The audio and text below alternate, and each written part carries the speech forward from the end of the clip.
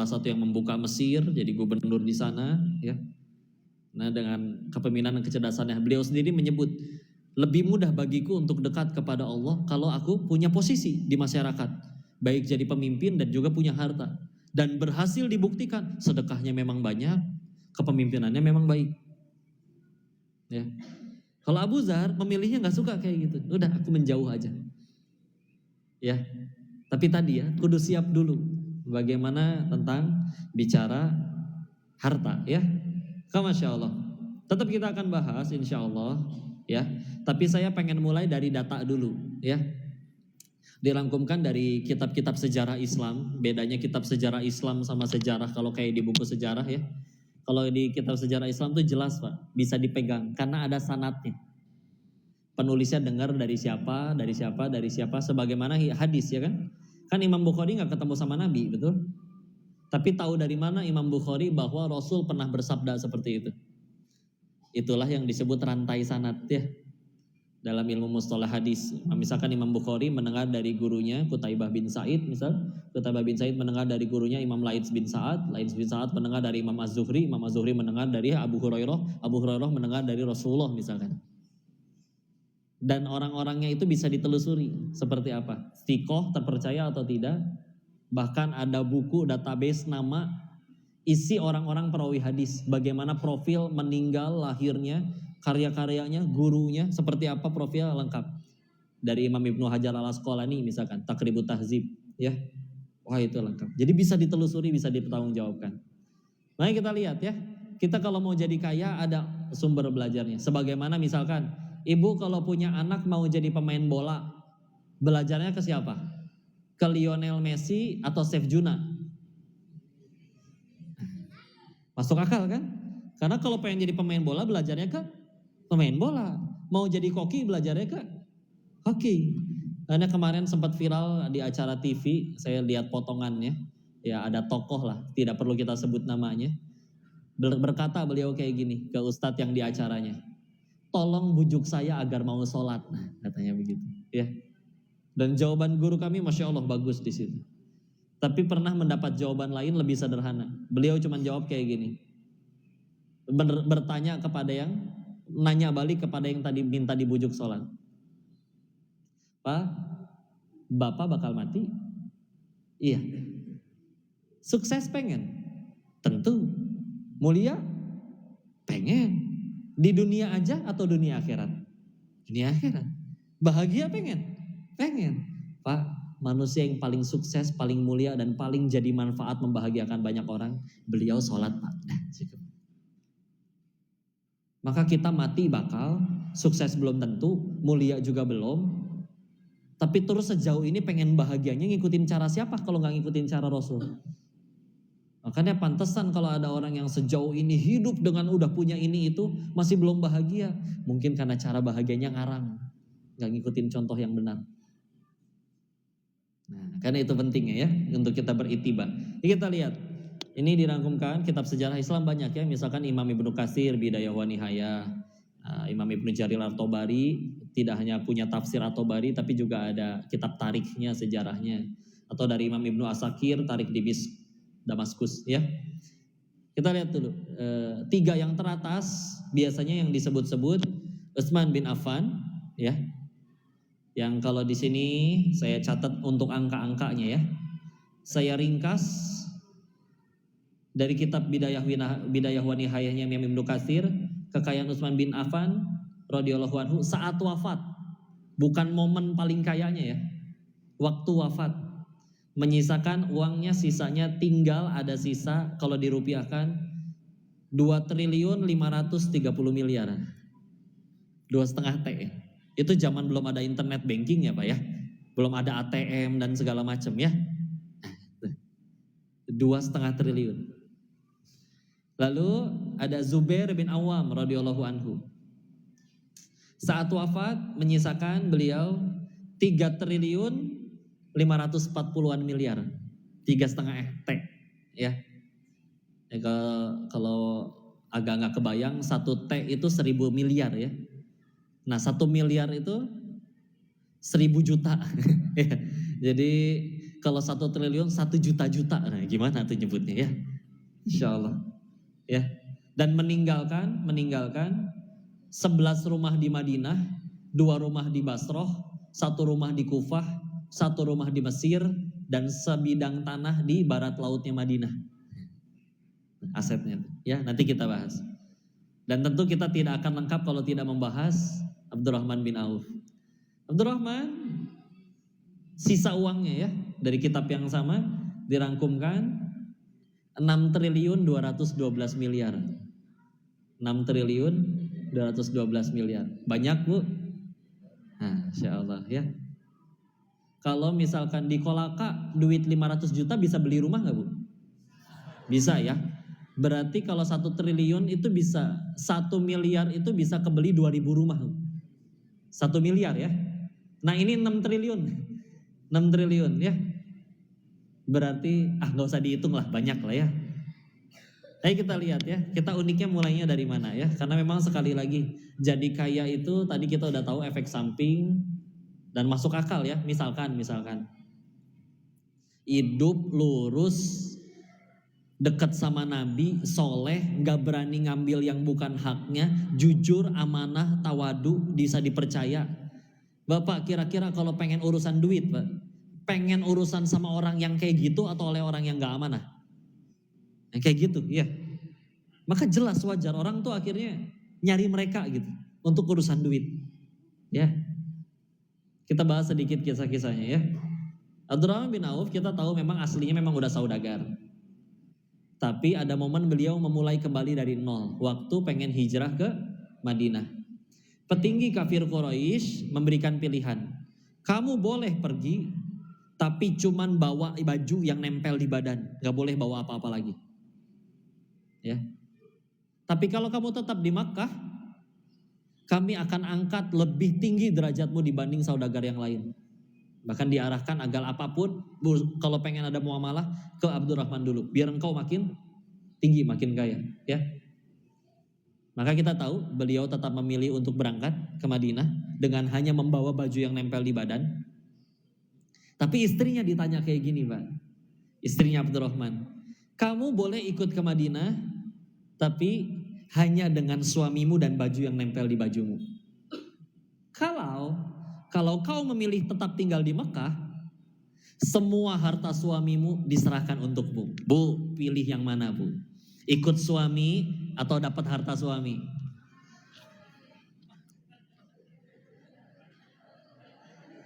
Kata si ibu, tergantung suaminya kok. Tergantung nominal harta suami. Enggak ya, Masya Allah. Ya baik, singkat cerita kita tahu Abdurrahman akhirnya kan di sana nggak ikut istrinya ya. Tapi begitu nyampe di Madinah, kan Rasul persaudarakan tuh, ya. Dan ketika nyampe Madinah juga nggak banyak Bu. Yang pertama kali datang adalah yang memang pemudanya nih, Mus'hab bin Umair sama Bilal bin Rabah pas pertama akhirnya hijrah ya. Walaupun Mus'hab udah bolak-balik duluan dengan 6 orang pemuda lainnya untuk membuka Yastrib mau menerima Nabi. Lalu mohon maaf. Yang pertama Mus'hab bin Umair sama Ibnu Umi Maktum. Jadi muazinnya Nabi itu ada 2. Satu Bilal, satu Ibnu Umi Maktum. Beliau buta, tidak bisa melihat.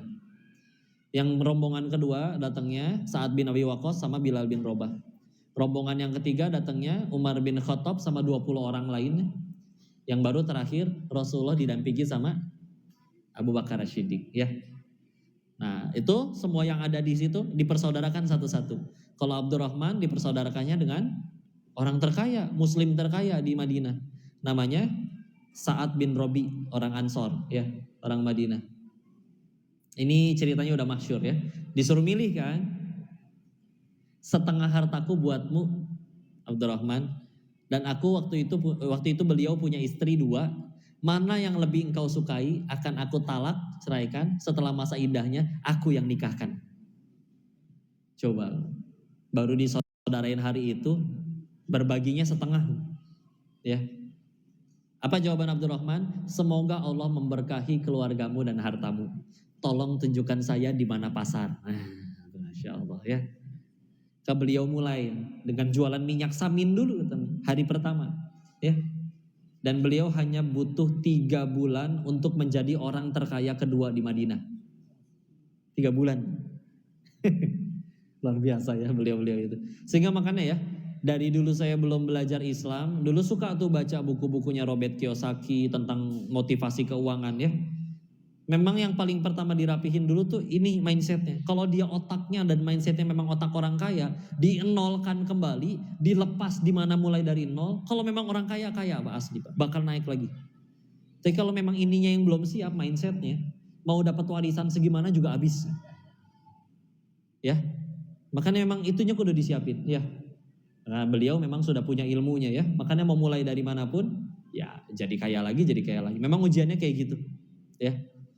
Bahkan tahu kisahnya beliau yang dapat info seingat saya dari Aisyah bahwa nanti beliau itu emang dijamin yang 10 yang masuk surga. Tapi kan disebutkan masuk surganya kamu belakangan 500 tahun lebih lama. Karena hisapnya lebih panjang. Ingat ya, hisap itu baru jadi bahaya kalau ya kita salah menggunakan ya. Mau hartanya sedikit tapi dipakainya yang enggak, hisapnya tetap perih, enggak lolos. Mau harta yang banyak tapi dipakainya untuk kebaikan, tetap lolos hisapnya, walaupun iya lebih lama.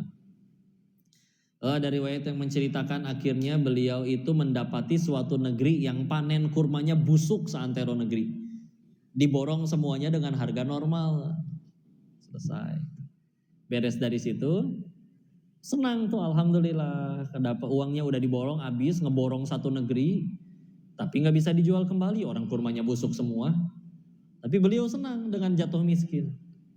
Lalu tidak lama kemudian ada orang yang datang ke rumahnya, seorang utusan, menyampaikan bahwa dia adalah utusan dari suatu negeri yang terkena wabah penyakit. Kata tabib di negeri tersebut, obatnya cuma satu, kurma busuk. Maka tolong izinkan kami membeli kurma busuk yang telah engkau bayar tersebut. Kami telah membawakan 10 kali lipat dari nominal yang kau beli. Ini untukmu. Gagal maning dengan miskinnya ya. Jadi kita lihat dulu orangnya ya seperti apa. Di riwayat yang lain, ini juga diriwayatkan di Bukhari, hadis riwayat Imam Bukhari bahwa pernah suatu ketika Abdurrahman bin Auf itu diundang makan nangis. Tuan rumahnya nanya dong, kenapa nangis? Beliau jawab, aku ingat sahabatku yang lebih mulia dariku. Tadi, Mus'hab bin Umair. Bagi yang nanya, bingung. Karena Mus'hab itu tadinya kaya, anak saudagar, tampan, ganteng, baju selalu bagus, wangi. Tapi semenjak berislam, dunianya dicabut sama Allah. Dicoret dari kakak, pokoknya ibunya gak ngakuin dia lagi. Tapi amanahnya luar biasa, ngebuka Madinah dengan 6 orang pemuda. Jadi Madinah tuh dibuka hanya ber-6, sampai akhirnya mau menerima Islam. 6 pemuda doang. Ya. Lalu di perang Uhud, beliau wafatnya di perang Uhud, dapat amanahnya besar. Megang panji Rasulullah, bendera hitam bertuliskan kalimat tauhid, la ilaha illallah, Muhammadur Rasulullah. Meninggalnya gimana? Menjaga bendera itu agar tidak jatuh ke tangan musuh atau ke tanah. Jadi ketika dipegang dengan tangan kanannya, ditebas buntung tangan kanannya. Diambil dengan tangan kirinya, dibuntungin tangan kirinya. Jadi dengan kedua tangan yang sudah terputus, berusaha memeluk bendera tersebut agar tidak jatuh ke tanah atau ke tangan musuh. Jadi meninggalnya tangannya lepas dua-duanya. Ketika Rasul menemui jenazahnya, beliau menangis bersedih, harus berguncang dan nyari apapun untuk menutupi nggak ada. Cuman ada sehelai kain burdoh, kayak selimut berbulu, yang kalau kepalanya ditutup kakinya kelihatan, kakinya ditutup kepalanya kelihatan, kekecilan. Akhirnya Rasulullah putuskan ditutup kepalanya, kakinya ditutupin pakai daun. Yang nanya masih bingung, wahai Abdurrahman, engkau tuh orang paling kaya loh di sini. Bisa-bisanya engkau iri kepada sahabat yang untuk ukuran dunianya jatuh miskin kalau bahasa kasarnya ya. Maka inilah dia Abdurrahman ya. Beliau itu setiap hari berdoa ternyata. Salah satu doa yang paling sering beliau kumandangkan adalah, ya Allah, jangan biarkan aku dan amal ibadahku dibalas olehmu dalam bentuk kekayaan diriku di dunia. Demi Allah, aku gak butuh dibalas di sini. Aku butuhnya nanti di akhirat.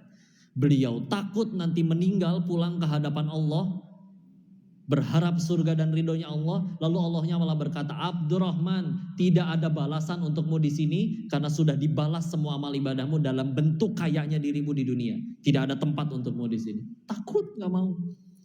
Giliran kita kadang sholat duha, ya Allah udah sholat duha nih, kok toko saya nggak rame-rame.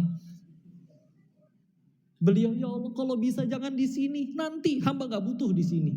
Makanya bela-belain kalau ada berita cara untuk miskin, beliau lakuin paling pertama.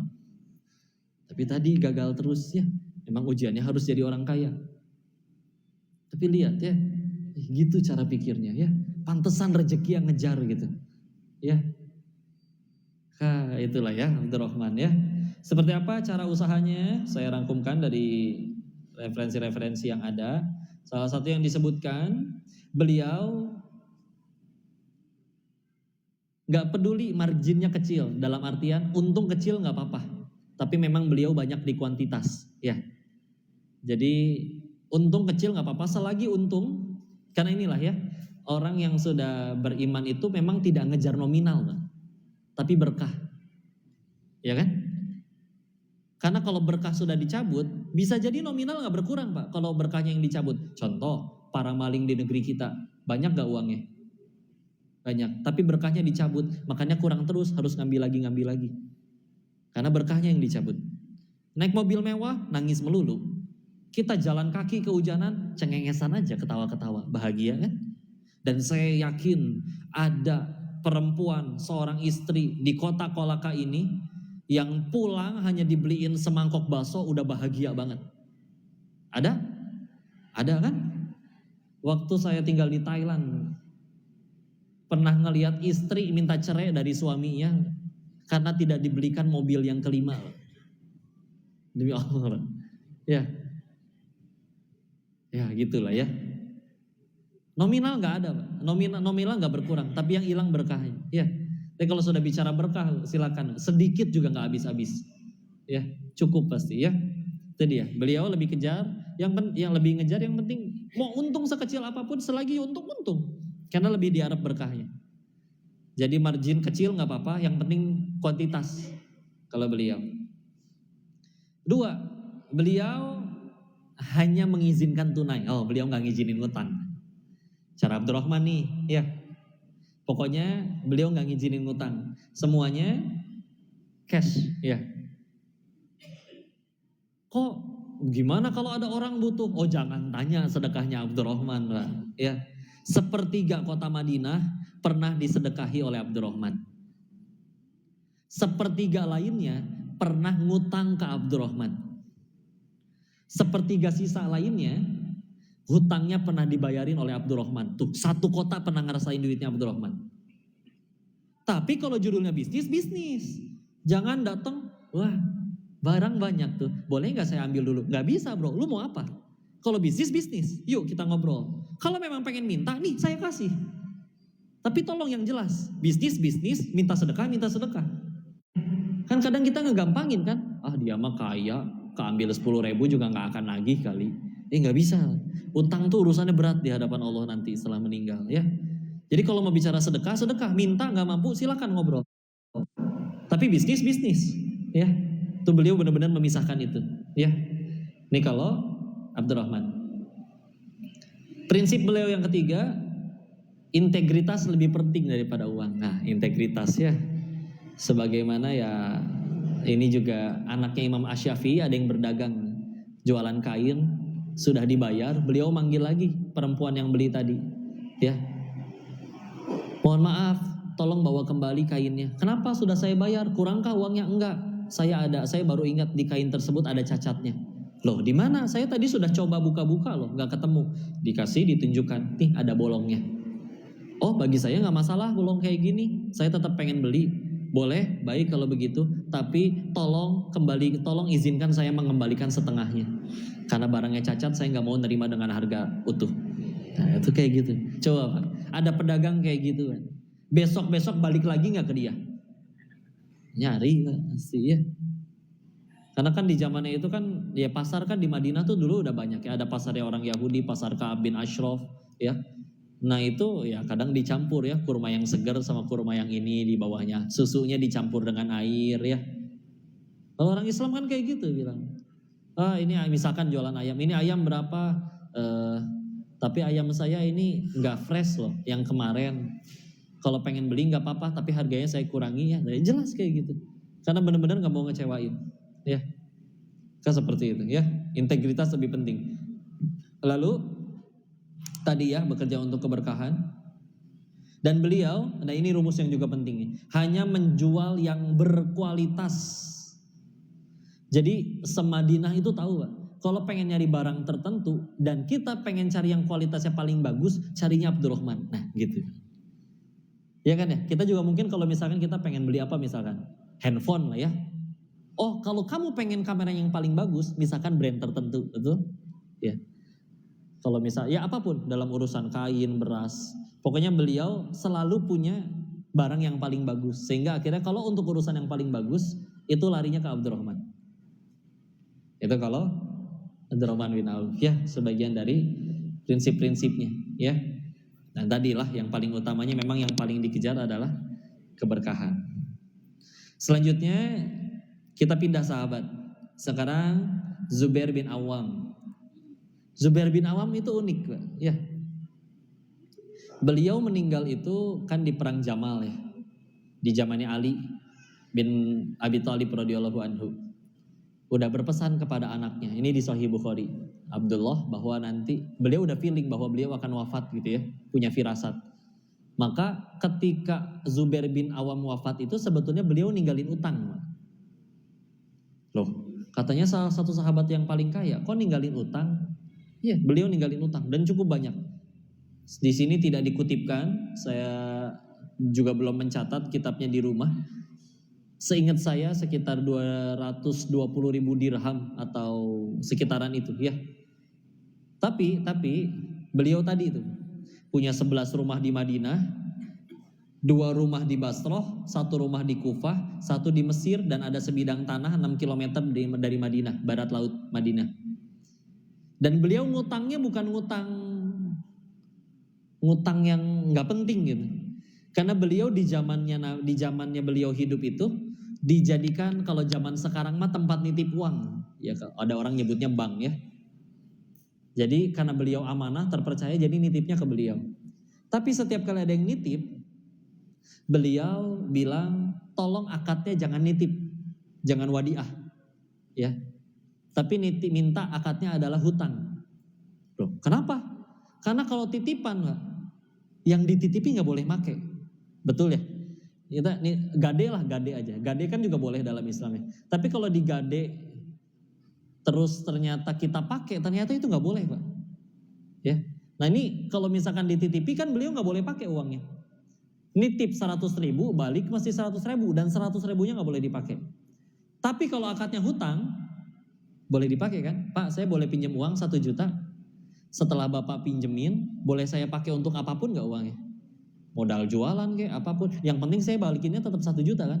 Nah, makanya beliau meminta setiap kali ada yang nitip boleh, tapi akadnya jangan nitip, tolong jadikan hutang. Itulah yang menyebabkan beliau meninggal punya hutang. Tapi tolong lihat, asetnya sudah sebanyak tadi. Belum kehitung cashnya ya. Sehingga akhirnya setelah itu semua ada yang dijual-jualin, itu putranya Abdullah menanti selama 4 tahun baru membagikan warisan ayahnya kepada adik-adiknya. 4 tahun tuh. Dan adik-adiknya gak ada yang berantem rebutan. 4 tahun. Karena kan berita kematian di zaman itu kan gak kayak sekarang. Tinggal di update status nyebar kemana-mana ya. Jadi beliau nunggu sampai 4 tahun. Silakan yang pernah nitip uang dengan akad tadi hutang ke ayahku silakan datang. Dikumpulin dulu sampai 4 tahun. Karena memang seharusnya aturan ngebagi warisan gitu ya. Setelah semua utang lunas baru boleh dibagiin warisannya. Jangan langsung ya habis dibagiin, yang buat bayar utangnya malah udah kepake duluan sama anak-anaknya. Gak boleh ya secara fikihnya. Maka ya tadi ya, ketika akhirnya 4 tahun selesai, lalu sudah dianggap sudah semuanya balik uangnya, maka sisa uangnya tadi Pak, masih ada sisa 3,5 T ya. Ya unik ya Zubair bin Awam. Begitu ya. Dan selanjutnya Utsman bin Affan, ya tadi ya tidak urutannya memang di bawah kalau untuk kekayaannya dibandingkan Zubair bin Awam maupun juga dengan Abdurrahman bin Auf. Tapi ya kita tahu ada sumur yang masih sampai sekarang digunakan, pahalanya masih mengalir untuk beliau, ya. Maka ya beliau juga saudagar ya. Cuman karena memang lebih juga sibuk mengurus kepemimpinan, maka masya Allah. Sebagaimana dulu Abu Bakar As-Siddiq radhiyallahu anhu juga kan sama pengusaha juga. Tapi ketika akhirnya jadi pemimpin, beliau tuh pernah minta izin, Pak, kepada para sahabat yang lain. Aku ayah, aku kakek, boleh nggak aku sambil jualan ke pasar? Kata sahabat yang lain, kalau ibarat zaman sekarang kan, ya masa iya presiden sambil buka toko, yang ngurus negara gimana? Ya udah akhirnya diputuskanlah, akhirnya dapat istilahnya kafalah ya, dapat gaji gitu ya dari ngurus negara. Berapa gajinya Abu Bakar As-Siddiq ngurus negara itu? Sehari setengah ekor kambing. Jadi kalau dalam 2 hari beliau dapat 1 ekor kambing per 2 hari, ya. Cuman uniknya Pak, beliau itu 2 tahun aja mimpinnya, wafat. Lalu setelah 2 tahun masa kepemimpinan, beliau punya wasiat. Salah satu wasiatnya adalah untuk bersedekah senilai jumlah harga kambing yang pernah dia terima selama 2 tahun. Disedekahkan ke negara. Sehingga bisa dibilang beliau mimpin negara 2 tahun gratis, gak dibayar. Segitunya ya. Bukan berarti yang akhirnya nerima jadi gak boleh. Tetap halal, namanya udah kerja ya. Kerja untuk sesuatu lalu mendapat bayaran untuk pekerjaannya, itu kan halal. Cuman ini mah ya luar biasanya Abu Bakar As-Siddiq aja ya, pengetahuan tambahan bagi kita. Ya mereka punya kemampuan sifat-sifat yang luar biasa Pak. Sebagaimana misalkan suatu riwayat mereka para sahabat-sahabat yang senior itu termasuk Abu Bakar berbaiat, berjanji juga kepada Rasul untuk benar-benar hidup mandiri. Seperti misal suatu ketika pernah cemeti pecutnya Abu Bakar itu jatuh. Beliau lagi di atas kuda. Kalau misalkan Bapak lagi di motor jatuh ya, di sekeliling ada teman-teman kita, Pak pulpen saya jatuh boleh Pang ambilin ya? Bisa. Dan semua pasti suka rela. Masa yang cuma ngambilin cemeti aja nggak mau ngambilin ya? Jangan beliau mah karena sudah berjanji kayak nggak pernah mau. Selagi bisa ngelakuin sendiri, lakuin sendiri. Turun dari kudanya, ambil cemetinya, naik lagi. Abu Bakar, ya segitunya. Walaupun bukan berarti beliau sendiri yang segala ngurus, enggak. Karena terbatas kan. Nah ada bagi tugas. Umar bin Khattab sempat jadi kodi di zaman itu, jadi hakim ya, yang nentuin mana kalau di pengadilan ya. Mereka ya bagi-bagi tugas karena tidak mungkin semuanya. Tapi mereka orang-orang yang masya Allah dengan karakter-karakter seperti itu, maka wajarlah kalaupun akhirnya ya dunia yang mengejar mereka. Ya, baik, masya Allah, Bu. Agak tegang ini kajiannya, ya insya Allah. Biasa kalau ibu-ibu semua kudu dibecandain, ini banyakkan bapak-bapaknya, biar ini aja lah. Tapi otaknya ngebul nggak, kepanasan? Enggak lah ya, kita belum belajar matematika lebih ini, ya. Ibu-ibu mah selalu terlihat ceria, betul? Meskipun cicilan masih 15 tahun, ibu-ibu selalu ceria, ya. Karena yang bayar si bapak. Insya Allah. Jadi tenang-tenang saja. Ya, Bu, Masya Allah. Orang bilang, kenapa kajian banyakkan perempuan? Saya kira tadi ini satu suami bawa 3 istri atau gimana gitu ya. Oh ternyata bukan ya. Tapi bismillah lah. Kalau ibu-ibunya yang jadi soleh, kita sejarah juga bilang, kalau ayahnya yang udah soleh, masih ada sejarahnya tuh anaknya gak soleh Pak.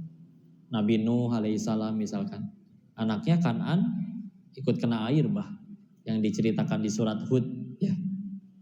Tapi kalau ibunya yang sudah soleha, coba lihat Bu, istrinya Imron, keluarga Imron ya, surat ketiga, namanya Hana, soleha, anaknya soleha. Maryam ya, Maryamnya soleha, anaknya luar biasa soleh, Nabi Isa alaihi salam ya. Khadijah radhiyallahu anha soleha, anaknya Fatimah soleha ya. Dan ya ada anak yang lain juga ya. Tapi kan yang termasuk yang karena anak-anak laki-laki Nabi itu meninggalnya di usia belum akil balik semua. Yang sampai dewasa itu yang perempuan-perempuan ya. Fatimahnya soleha, anak-anaknya Hasan Husain soleh. Jadi meskipun kadang pengajian, banyakkan ibu-ibunya, tetap aja. Kalau ibu-ibu di sini soleha semua, masa depan negeri kita bismillah. Mudah-mudahan ngasihin anak yang soleha ya. Ya kan rahim adanya di mereka. Kita pengen ngelahirin nggak bisa apa ya? Ya Allah. Orang bilang potensi paling sakitnya laki-laki itu cuma patah tulang. Tapi kalau cewek, perempuan, potensi rasa paling sakitnya untuk fisik ya. Jadi bukan patah hati ya. Fisik yang lebih sakit dari patah tulang apa Bu? Melahirkan ya. Kata orang medis pernah ngobrol, melahirkan itu 27 kali lipat lebih sakit daripada patah tulang. Luar biasa. Tapi siapa di sini yang udah ngelahirin lebih dari 1 kali? Tuh, kan? Padahal pernah ngelihat ada ibu-ibu waktu ngelahirin pertama kali berteriak, ih amit-amit gak mau lagi sakit kayak gini. Ya. Tapi coba lihat ya. Dan terjadi lagi ya. Insya Allah. Lagi musim hujan mungkin ya. Orang bilang iman memang kuat kok, tapi Imron yang gak kuat.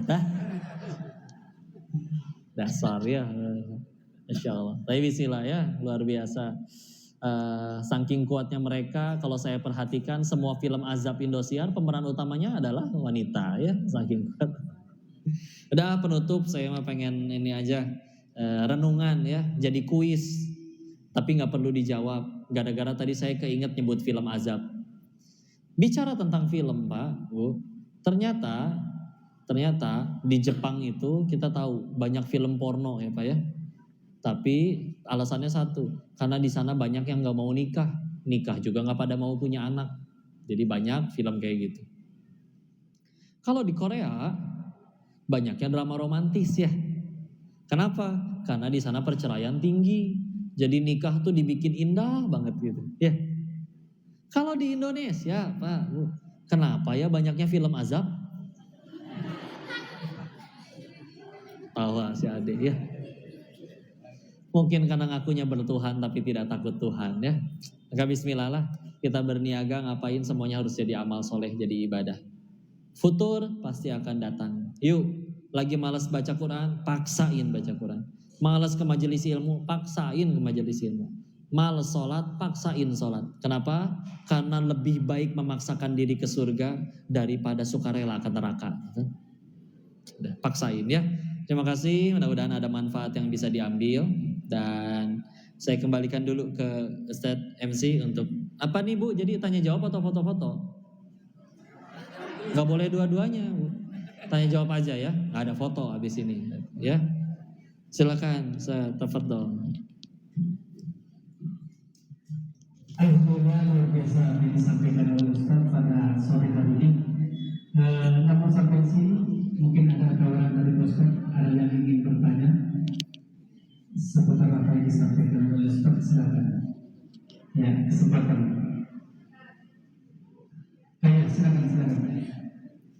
Nyampe nggak kabel? Boleh maju sedikit kita.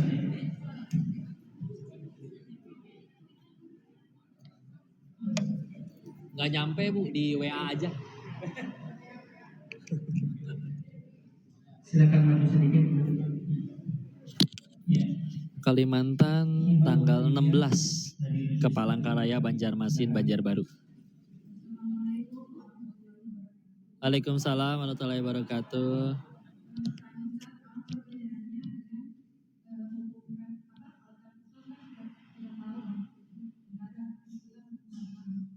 Hukum karma. Ya. Ya.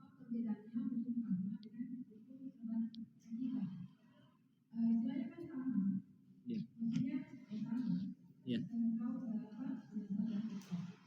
Baik, bismillah. Waalaikumsalam warahmatullahi wabarakatuh. Bismillah ya. Langsung ya satu-satu dulu, takut lupa ya. Karena kalau udah umur segini tuh aduh, gitulah ya. Jadi kalau udah tua itu Bu, cirinya 3. Satu, cepat lupa. Nah, ciri yang kedua sama ketiga, saya lupa Bu, maaf ya. Berarti saya udah tua. Ya, Masya Allah. Kalau di Islam, kita taunya Al-Isra ayat 7 ya.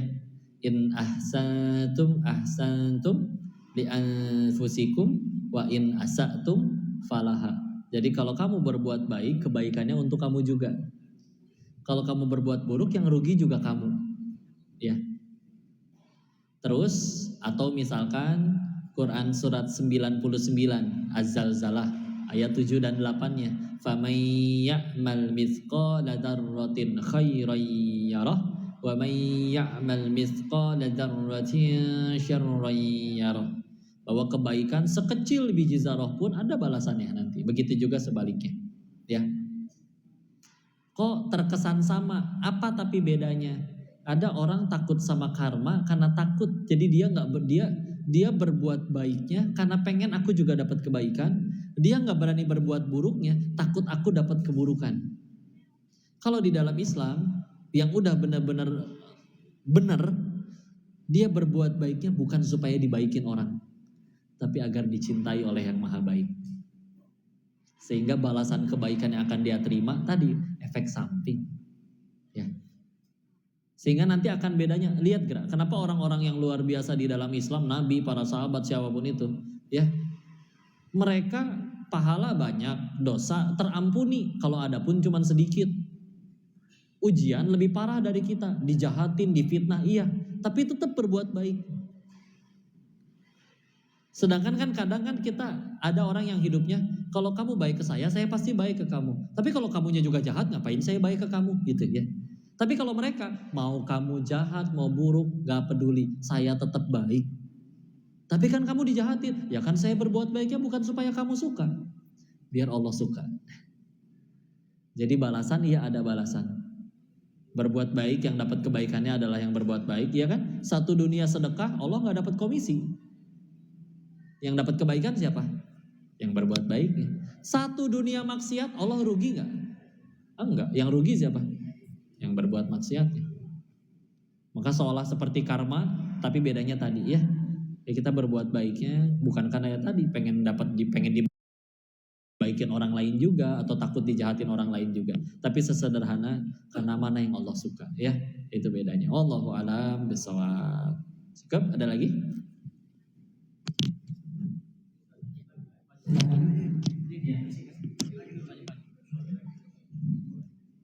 Laki-laki satu.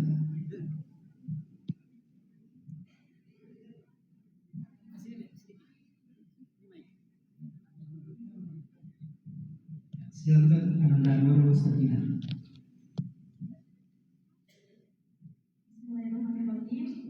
Bogor tanggal 16 pagi di Al-Mutakin.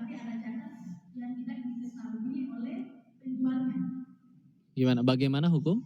Bagaimana hukumnya Ustaz ketika kita membeli barang, akan tetapi Barangnya cacat. terdapat cacat yang tidak diketahui oleh penjualnya. Penjualnya tahu? Tidak tahu. Oh, iya. Baik. Satu lagi apa? Apakah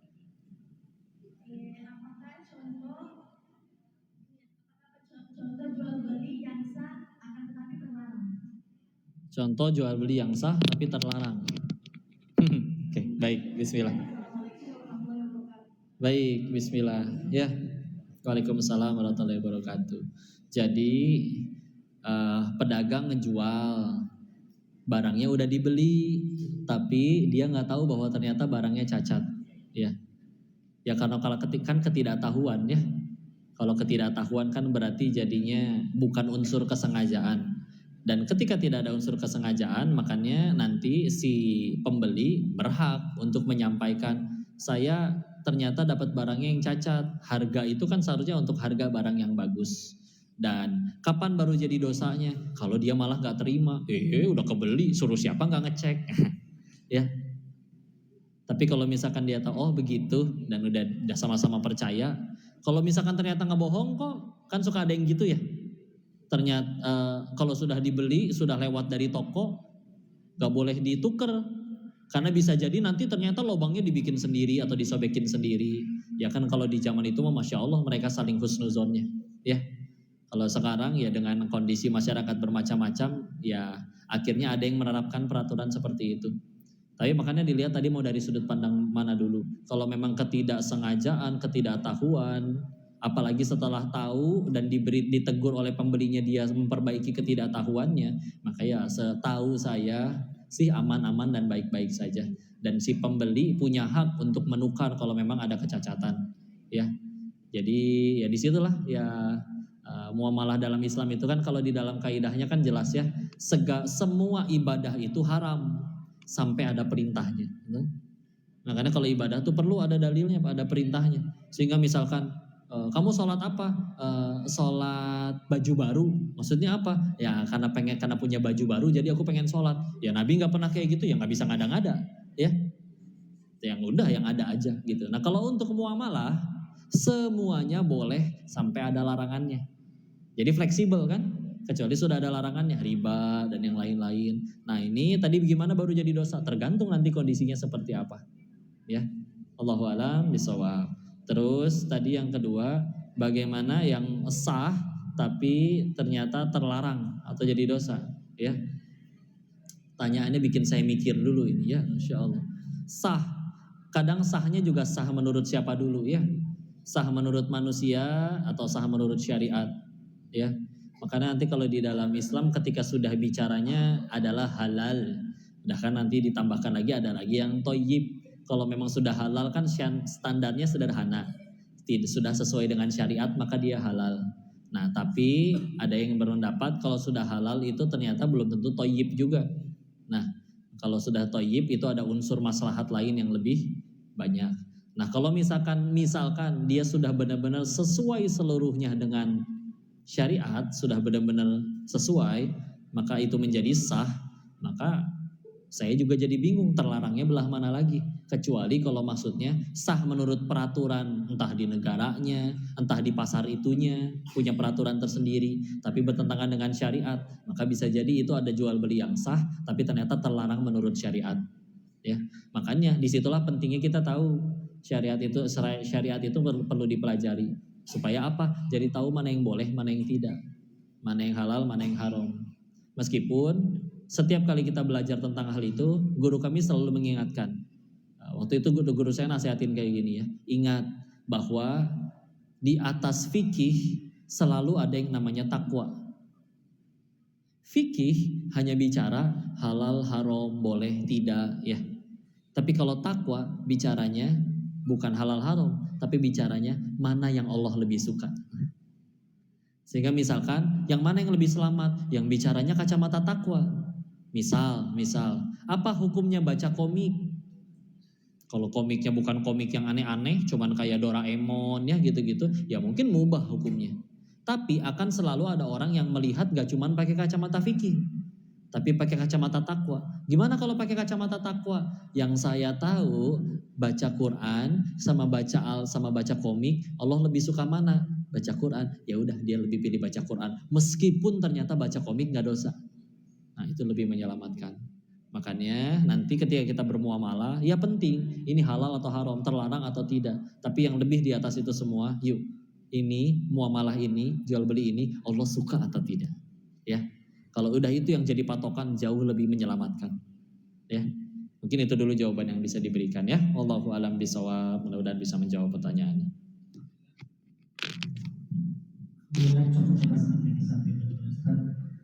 Mungkin boleh satu Ustaz. Ya. Silakan Pak Yasir.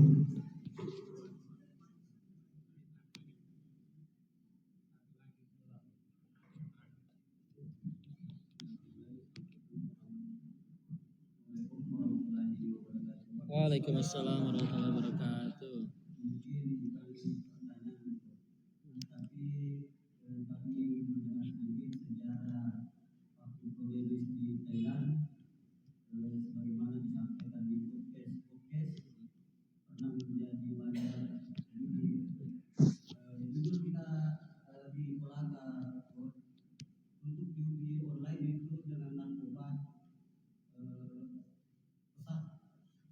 Jadi bagaimana supaya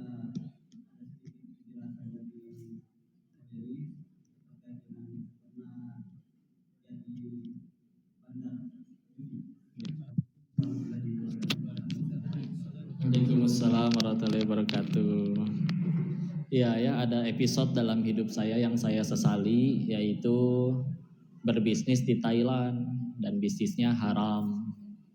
Gak cuman itu, bahkan sempat juga punya sampingan. Awalnya ada yang suka nyicil, suka minjem duit, tapi merekanya bilang, udah saya bayarnya lebihin deh. Akhirnya saya malah ikutan jadi rentenir waktu itu. Ya, jadi disesali. Dan kalau bicara tentang perjudian, saya sudah sering sampaikan bahwa cara menang judi itu cuma dua. Satu, dia lagi dikasih sama bandarnya. Atau dua, jadi bandar. Sisanya gak ada pemain yang menang karena dia udah jago ngitung, prediksi dan yang lain-lain, gak ada. Bandar itu di situ seolah bermain jadi Tuhan, bisa nentuin hari itu siapa yang menang, siapa yang kalah. Kalaupun lagi ada yang menang, lagi dikasih.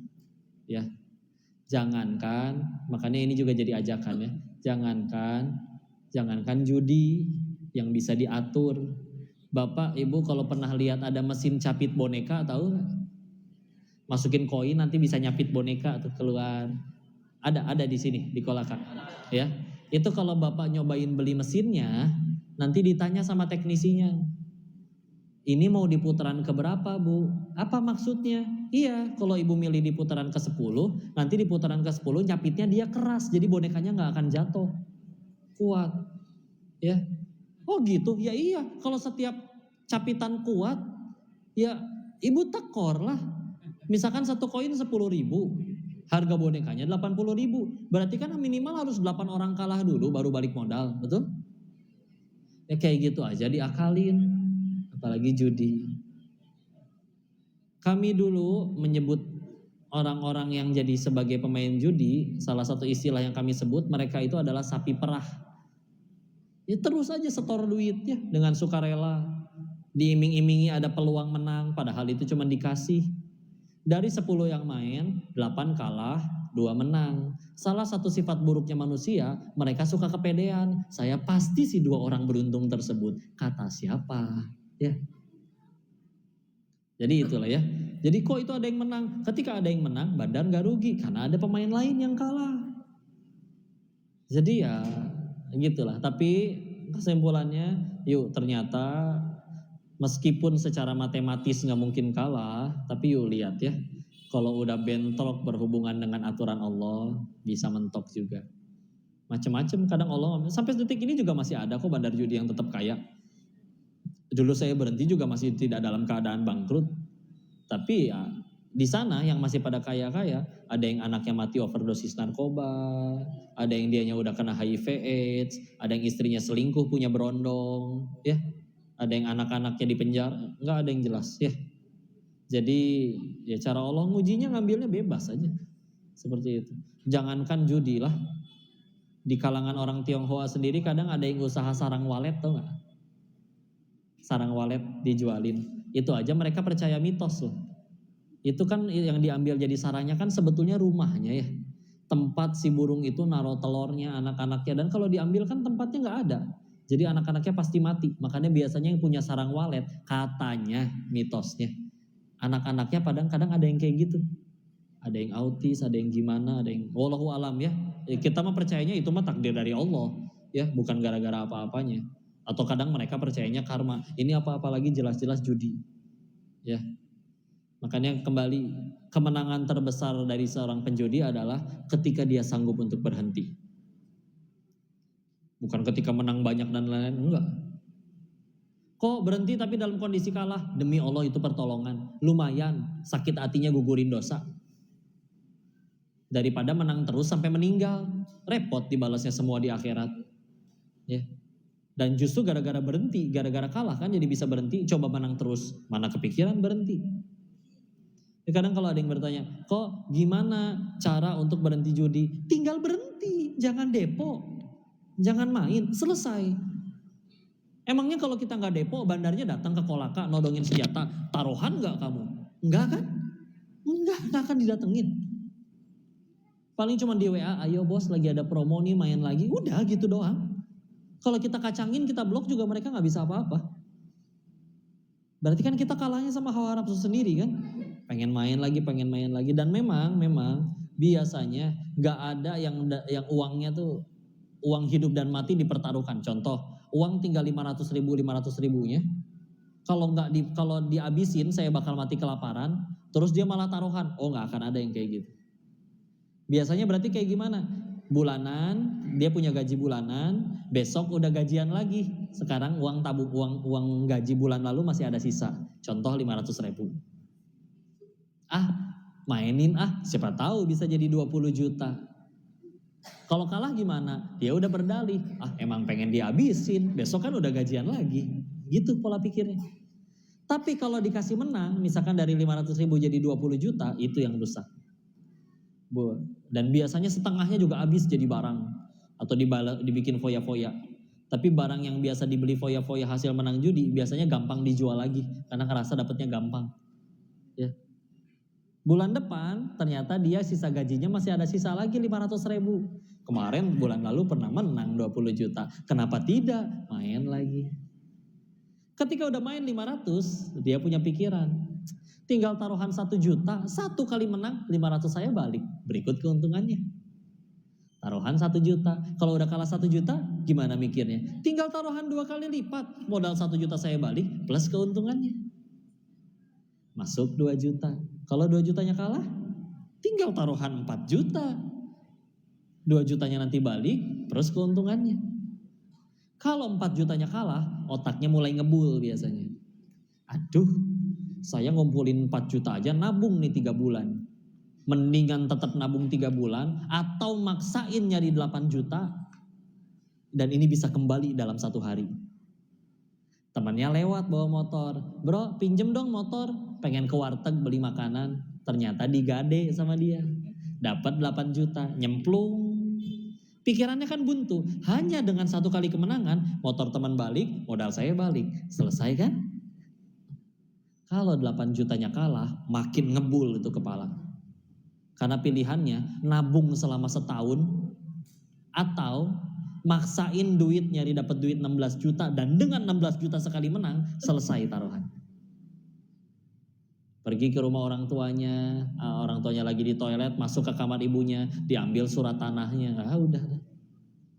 Ketika udah nyampe tingkatan kayak gitu, bandar beserta algoritma, mesin dan teknologinya sudah tahu dia sudah masuk lingkaran setan, gak akan dikasih menang. Karena dia sudah nyampe di tingkatan gak akan berhenti main sebelum mentok gak ada modal lagi. Karena dia gak akan rela kehilangan uang yang udah lebih besar daripada kemenangan dia dulu. Sedangkan satu-satunya yang menawarkan uang secepat itu hanya perjudian. Maka pasti lakuin segala macam cara. Udah kalah di psikologis. Itu udah lingkaran setan. Ya. Tapi tetap ya jadi bandar pun ya mentoklah sama aturan Allah. Kami menyaksikan dan merasakan semua hal yang katanya adalah sumber kebahagiaan. Silakan cicipin sendiri, gak bahagia juga. Lebih tenang kayak gini enak ngaji aja udah. Bahkan ketika ditanya, kok apa cara yang kau lakukan untuk menghentikan perjudian? Ya gini, ngaji. Daripada saya datang lagi ke tempat saya kasino kami dulu, bawa senjata, nodongin kepala mereka satu-satu. Berhenti jadi bandar gak lu semua? Kalau merekanya emang gak mau berhenti, saya pulang mereka gitu lagi. Tapi kalau lewat jalan kayak gini, bismillah, ada yang ngedenger atas seizin Allah bolak-balikan hatinya, bisa jadi lebih takwa tuh daripada kita. Udah kayak gini ngaji, tenang. Ya singkat cerita ya kayak gitulah ya. Dan mudah-mudahan di cerita singkat ini cukup menjelaskan. Mudah-mudahan nanti ada waktu yang lebih panjang buat ngebahas judi lebih lanjut. Ini di antara 6 kajian di Kota Kolaka, nggak tahu saya belum lihat judul-judulnya lagi. Mungkin akan ada yang bahas perjudian ya. Cara menang judi, nggak ada ya. Wallahu a'lam bishawab. Mungkin itu dulu yang bisa kami sampaikan. Jazakallah khair. Cukup? Ada lagi? Ada lagi? Mana dulu? Ya udah.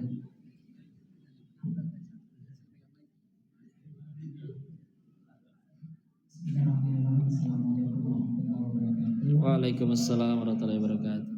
Izin Ustaz Ya. bertanya. Jadi saya mewakili anak muda yang ada di sini karena tadi sudah pembahasannya hampir ke orang tua semua berniaga.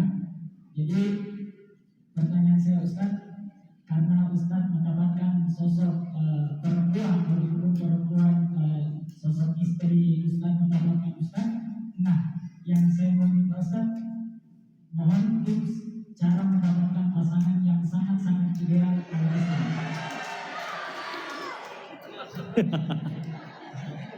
Ya.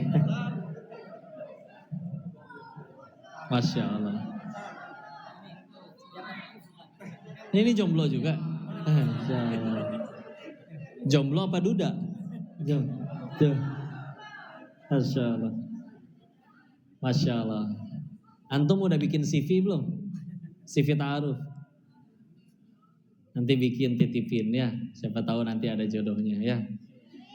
Tapi sekali lagi ya, jodoh itu yang kami yakini hati dia pasangan bukan dibulak-balikan oleh kita beliin dia iPhone 15 Pro Max ya. Kita pinjam jaket teman, motor teman, enggak lah. Tapi hatinya dibulak-balikan oleh Allah. Maka yuk jangan sibuk mencari, tapi sibuklah menjadi. Rumusnya sederhana kan? Jangan tunggu kaya dulu baru sedekah. Sedekah dulu nanti Allah jadikan kaya. Jangan tunggu ada akhwat yang soleha dulu baru jadi soleh. Jadi soleh dulu nanti Allah kirimkan yang soleha. Jadi begitu juga buat yang akhwat ya. Innalillahi wa inna ilaihi raji'un. Aduh, jantung saya teh lemah Pak.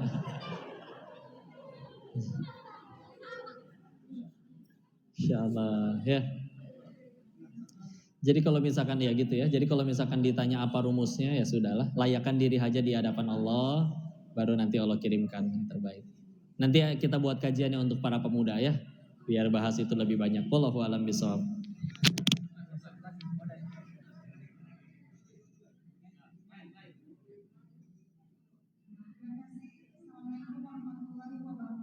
Waalaikumsalam warahmatullahi wabarakatuh.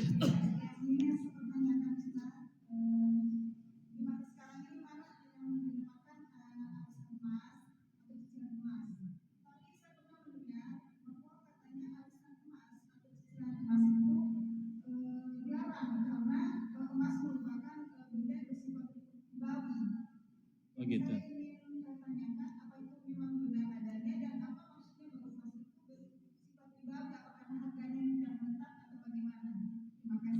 Baik, bismillah ya, Masya Allah.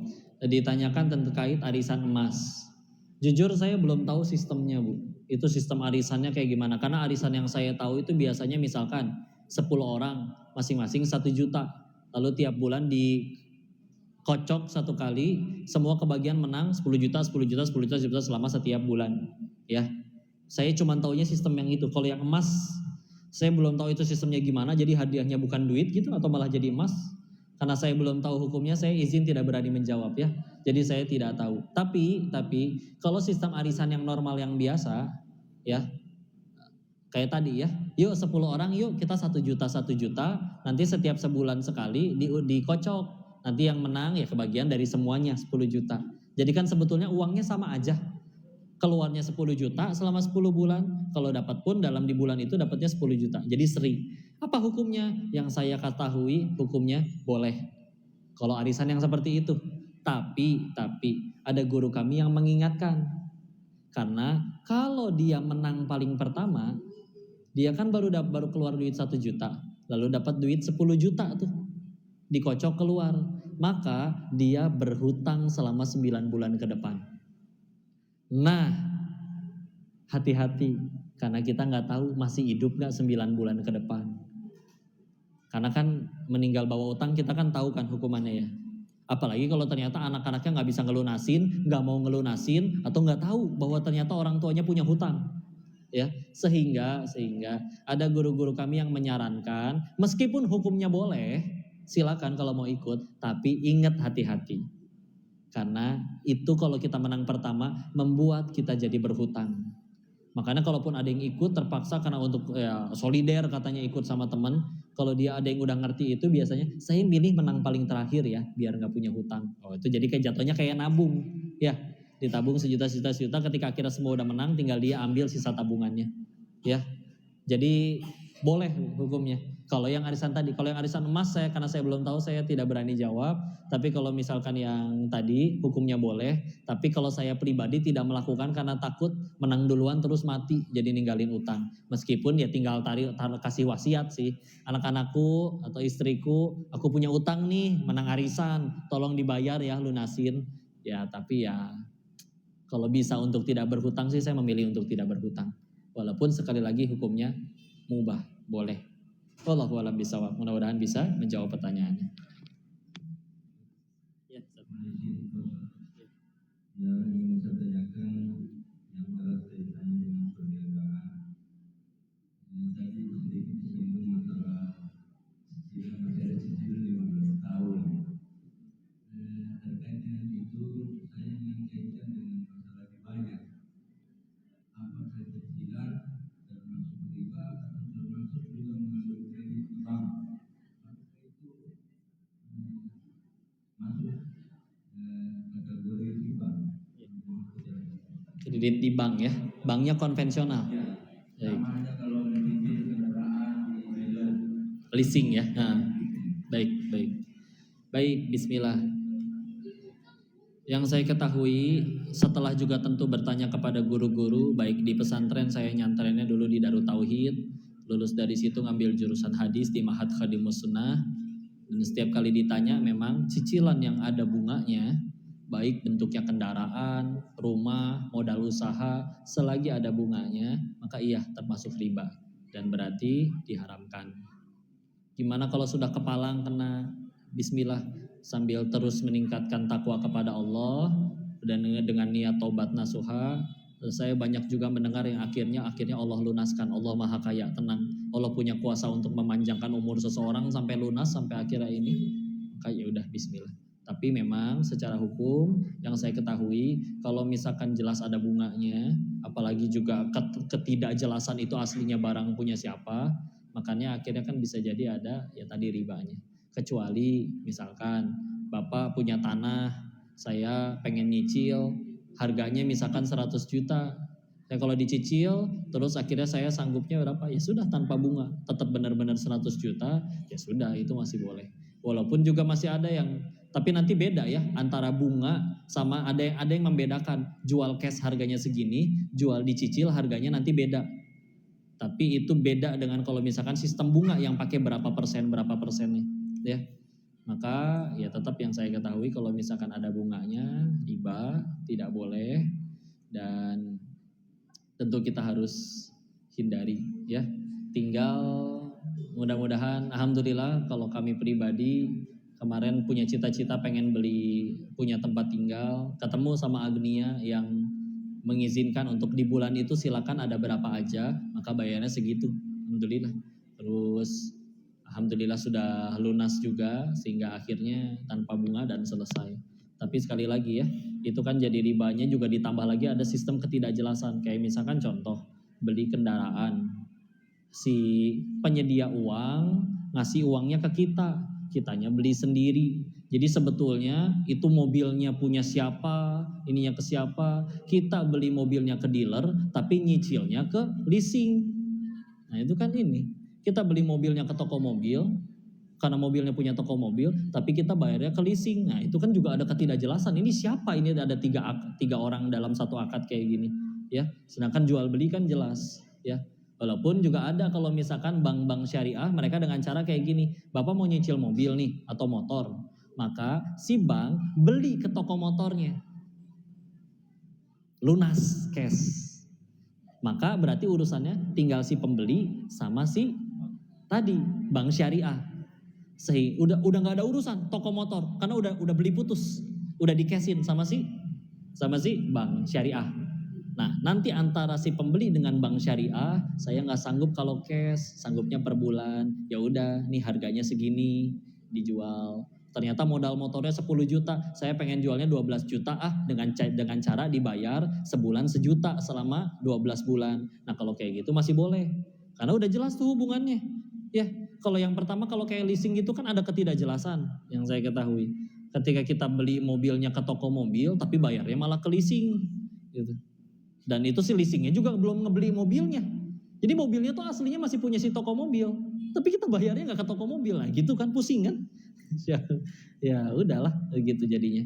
Maka yuk dijaga minimal, kalaupun memang harus pengen dengan cara yang seperti mencicil, maka usahakan minimal dengan yang syariah, jangan yang konvensional ya.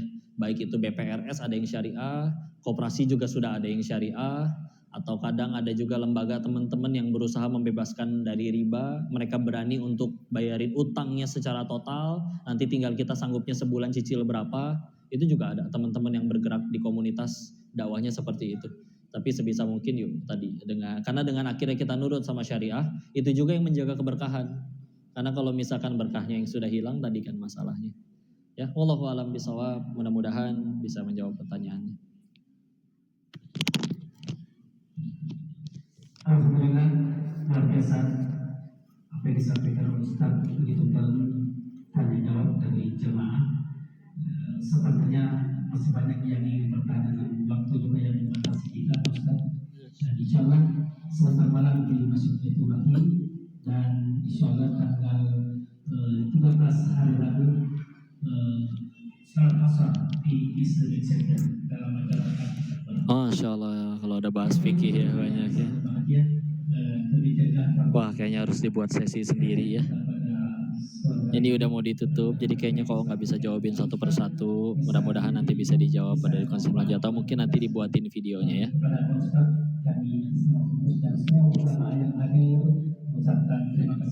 Saya izin matikan dulu, kita tutup dengan kalimat hamdalah, alhamdulillahirrahmanirrahim, istighfar 3 kali, astagfirullahaladzim, astagfirullahaladzim, astagfirullahaladzim, dan doa kafaratul majelis, subhanakallahumma bihamdika, asyhadu an la ilaha illa anta, astaghfiruka wa atubu ilaik. Wabillahi taufiq wal hidayah. Assalamualaikum warahmatullahi wabarakatuh.